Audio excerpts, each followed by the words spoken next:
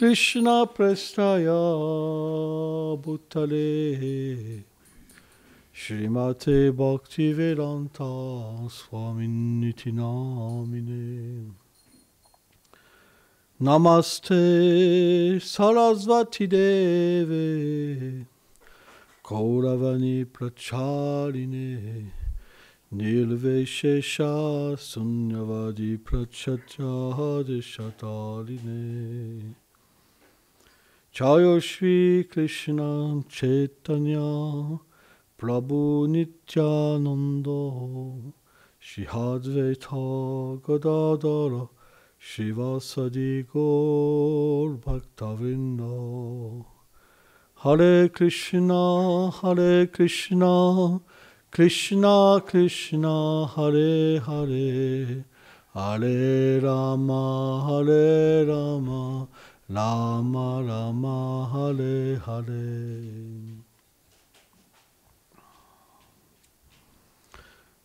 Donc, on va faire une petite classe ce matin. Donc aujourd'hui, c'est le jour d'apparition du Seigneur Nishingadev. Maharaj fera la classe ce soir pour expliquer le divertissement.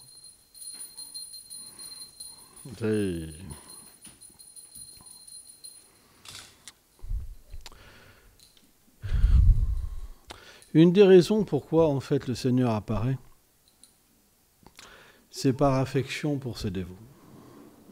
Srila Bhaktisiddhanta Sarasvati Prabhupada dit, c'est la raison première. C'est pour satisfaire les désirs de ce dévot. Et donc, on voit quand le Seigneur Nishingadev était très en colère, tous ressentaient une extraordinaire puissance.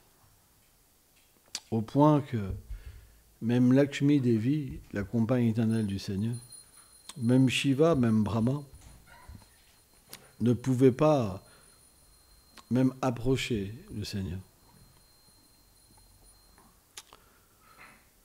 C'est expliqué quand le Seigneur est sorti du pilier, il y a eu un bruit qui a transpercé l'univers entier. Il n'y avait pas un millimètre qui n'emplissait pas son rugissement. Et tout le monde a pensé que c'était la destruction de l'univers, que l'univers allait exploser. Voilà.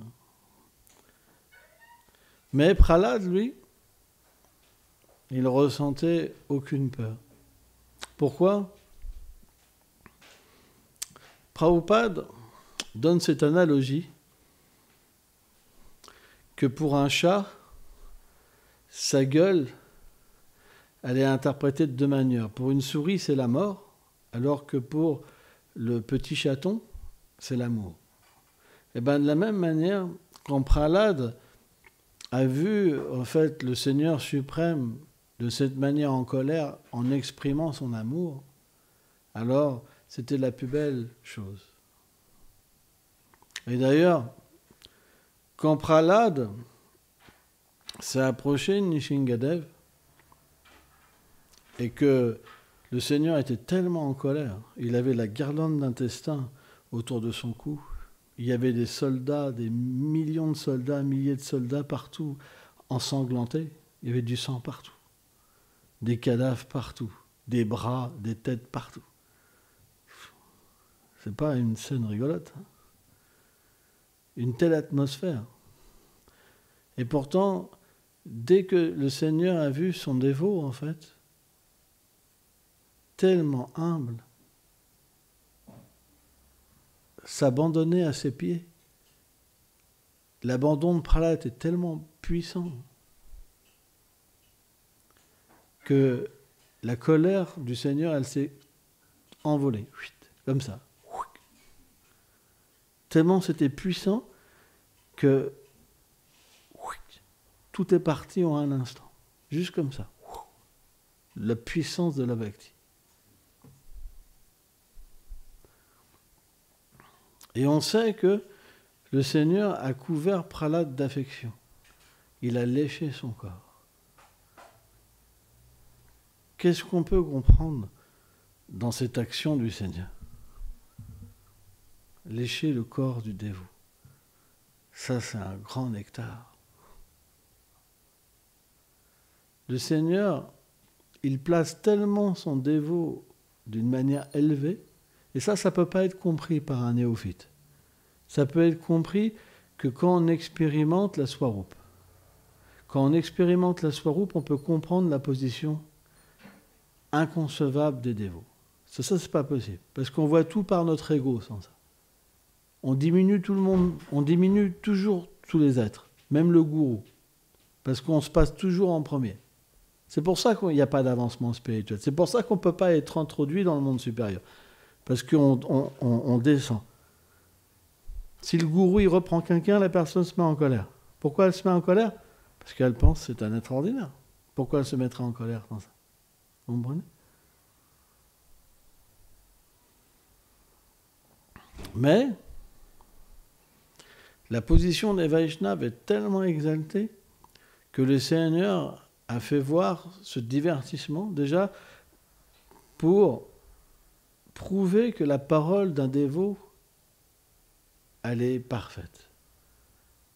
Elle ne peut pas être erronée. Elle se réalise tout le temps. Mais ce n'est pas sans test. Prahlad, il a vraiment été testé. Il ne pouvait pas mentir, Prahlad. Quand son père lui a dit « Alors, qu'est-ce que tu as appris aujourd'hui à l'école ?» etc. Il a dit, en fait, la chose la plus élevée, c'est l'adoration, en fait, du Seigneur Vishnu. Et là, Nishingadev, il est tellement entré en colère, Hiranyakashipu, il est tellement entré en colère qu'il a accepté que Prahlad était son ennemi, que c'était comme une gangrène de la famille.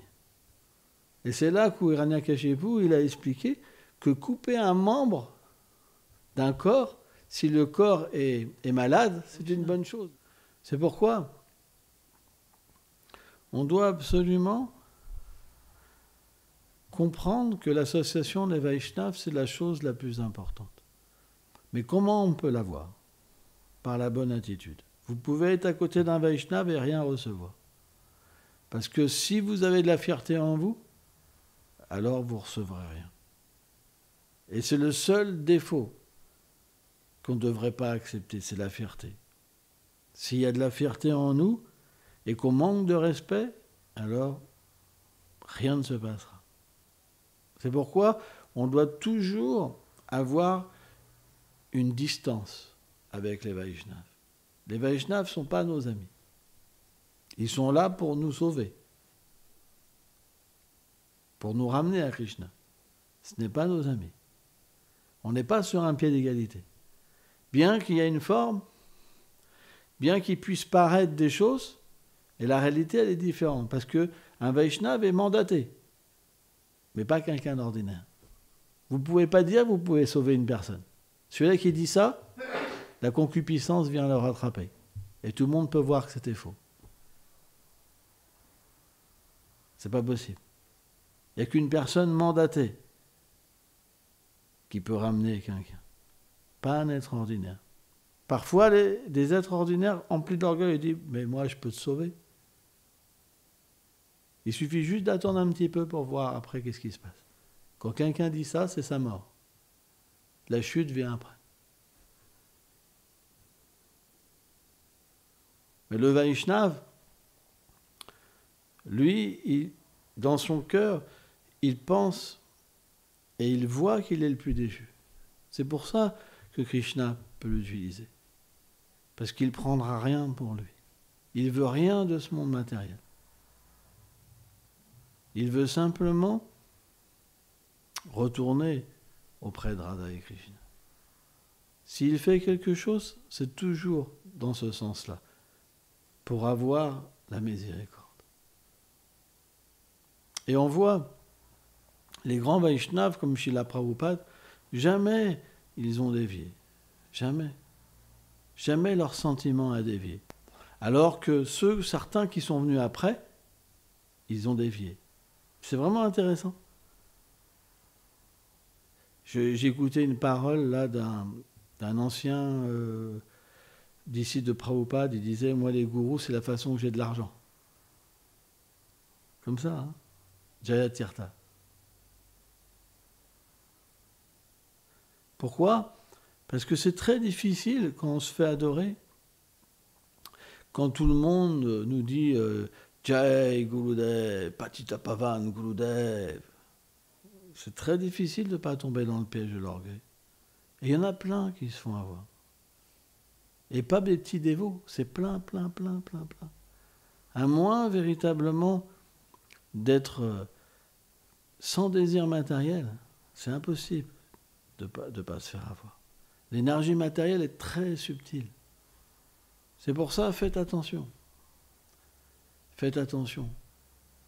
Et pourquoi les Acharya ont introduit le culte de Nrsimhadev?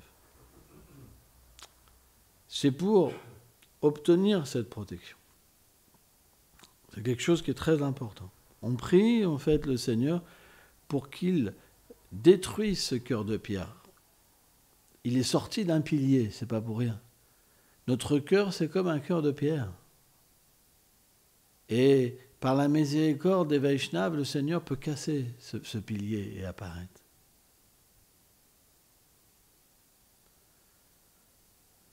On est très fortuné dans ce temple d'avoir l'adoration en fait du Seigneur Nrsimhadev.